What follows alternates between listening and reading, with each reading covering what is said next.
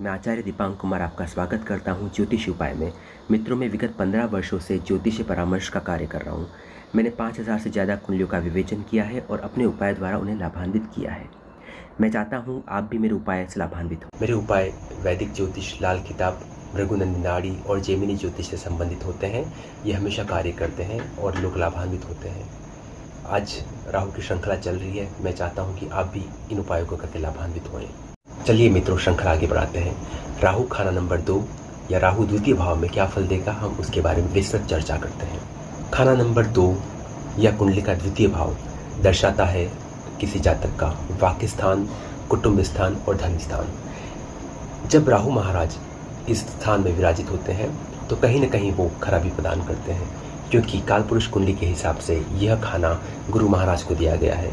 राहु महाराज द्वितीय भाव में धन के रूप में क्या परिणाम देंगे, यहाँ पे मिश्रित परिणाम प्राप्त होते हैं, क्योंकि यहाँ पे जातक का धन कभी बहुत ज़्यादा, कभी बिल्कुल कम हो जाता है।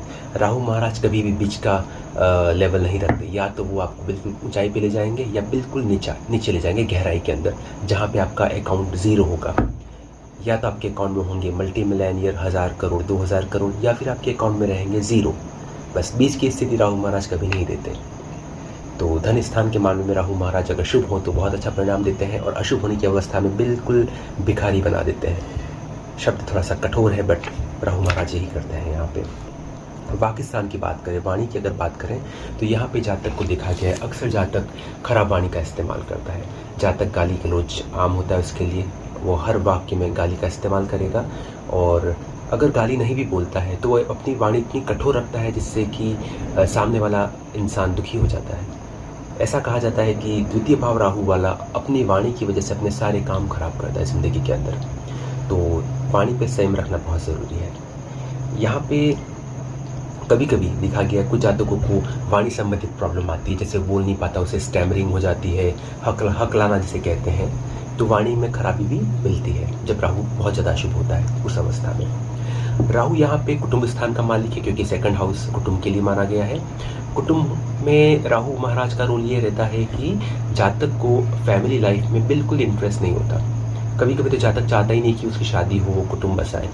जातक अकेला रहना पसंद करता है, और अगर शादी हो भी जाती है तो जातक की विवाह के पश्चात संबंध विच्छेद होने की संभावना रहती है, या एक्स्ट्रा मैरिटल लव अफेयर के चक्कर में अपना पुराना विवाह बर्बाद करने की संभावना रहती है। तो द्वितीय भाव में धन स्थान, वाक्य स्थान और कुटुंब स्थान, ये तीनों स्थान राहु की अशुभ अवस्था में बहुत दूषित हो जाते हैं और बहुत दुष्परिणाम प्राप्त करते हैं इंसान, और अच्छी अवस्था में ये बहुत लाभ भी देते हैं। अब बताते हैं राहु, क्योंकि द्वितीय भाव हमारे भोजन का भी होता है, तो यहाँ पे जातक को ब्रेड, बासी खाना, क्योंकि राहु को बासी नहीं कहना चाहिए, बट थोड़ा ऐसा खाना जो पुराना हो चुका है, जैसे कि ब्रेड, सैंडविच, तो ऐसे जातक को ब्रेड, सैंडविच से बनी हुई चीज़ें अच्छी लगती हैं। राहु को हम नूडल्स और जापानीज़ या चाइनीज़ या थाई खाने से भी देखा जाता है। तो ऐसे इंसान को चाइनीज़ खाना बहुत पसंद होता है, चाइनीज़, थाई, कोरियन। राहु द्वितीय भाव में ऐसे खाने के प्रति जातक का बहुत इंटरेस्ट आता है और वो ऐसा खाना पसंद करता है। द्वितीय भाव में राहु क्योंकि गुरु के भाव में बैठा है तो पित्त दोष लगता है। ऐसे जातक के घर में अनिश्चित काल मृत्यु होना, समय से पूर्व मृत्यु होना, एक्सीडेंट या किसी बीमारी से समय पूर्व जाना का योग बनता है। पित्त दोष जरूर बनता है, अतः ऐसे जातक को पित्त दोष की पूजा जरूर करानी चाहिए। राहु द्वितीय भाव में जिसका होता है उसके घर में दिन दहाड़े चोरी जरूर होती है, और चोरी भी सोने की होती है। अतः ऐसे जातक को ध्यान रखना चाहिए, दिन के समय अपने घर में उचित व्यवस्था करनी चाहिए। मैंने अपने ज्योतिषीय अनुभव में यह पाया है कि जिस जातक के दूसरे भाव में राहु होता है उनके घर में मृत्यु का समय शाम का होता है, या ऐसा समय होता है कि रात भर लाश को या बॉडी को घर में रखना होता है या कहीं और रखना होता है। संस्कार अगले दिन ही होता है। कभी कभी तो ऐसा भी देखा गया है कि लाश बिखरी हुई प्राप्त होती है, जैसे कि ऐसी मृत्यु होती है कि लाश बिखरी हुई होती है, उसके अंग भंग हो रखे होते हैं, ऐसा भी देखा गया है। अनुभव में ये भी पाया गया है कि ऐसे जातक के घर के पास में एक ऐसी मकान या बिल्डिंग होती है जो छोड़ दिया गया है, जहाँ कोई नहीं रहता है, जो जर्जर अवस्था में है। जातक के खुद के घर में भी दीवारों में क्रैक हो सकते हैं, स्पेशली साउथ दिशा में क्रैक होने के चांसेस बहुत ज़्यादा होते हैं। तो द्वितीय भाव का राहु बहुत अच्छे परिणाम भी देता है, पर ज़्यादातर परिणाम अशुभ ही होते हैं। अब आप कैसे अशुभता को शुभता में परिवर्तित करें, इसके लिए मैं आपको उपाय बताऊंगा। ये उपाय सटीक है, हमेशा लगते हैं। आप बस इन्हें 1 महीना करके देखें, आप पाएंगे आप हर तरह की समस्या से बाहर आ चुके होंगे। उपाय बताता हूँ आपको। सबसे पहला उपाय, आप चांदी की ठोस गोली, गोली मतलब जो कंचा होता है हमारा कांच का, उस आकार की चांदी की ठोस गोली आप बनवाएं, शुद्ध चांदी की, और अपने पास धारण करें। ये आप किसी भी बुधवार को धारण कर सकते हैं। शुद्ध करें गंगा जल से या दूध से, कच्चे दूध से, और अपने पास धारण करें।